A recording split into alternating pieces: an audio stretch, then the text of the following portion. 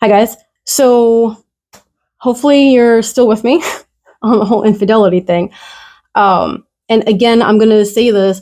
I do not believe that that is an excuse, but it could be a contributing reason for somebody to engage in those behaviors. Now, pre trauma or significant event or pre uh, almost burnout levels of stress, would they have normally been somebody who would be more inclined to cheat? I don't know. I would say that there are plenty of people who experience those same things and don't engage in cheating behaviors. So there is something underlying that maybe I think does predispose some people for that. Um, but I think that another big area where maybe some of those people who don't engage in infidelity will kind of engage is the risky financial behaviors. Here's what I mean.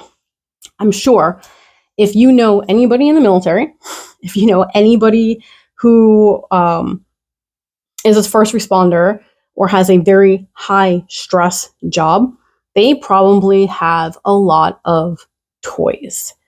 They probably do a lot of improvements on their house. They probably are always upgrading to like the latest, greatest truck, the fastest car, another motorcycle, what have you. So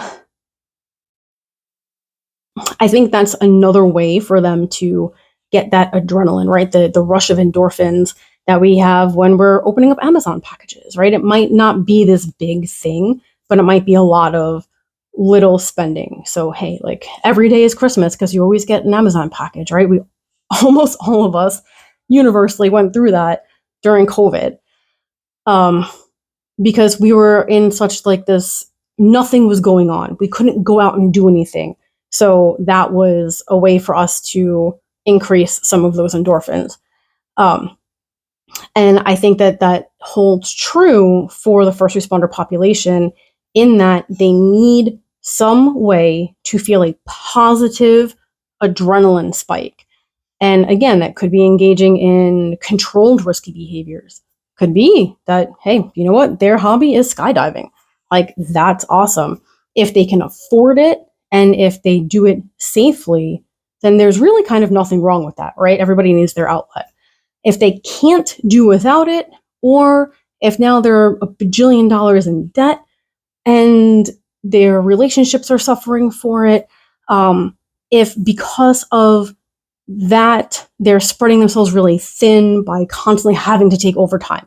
They can't live without the overtime. They can't make ends meet without doing 5 nights of overtime a week. That's a recipe for disaster. Please don't do that.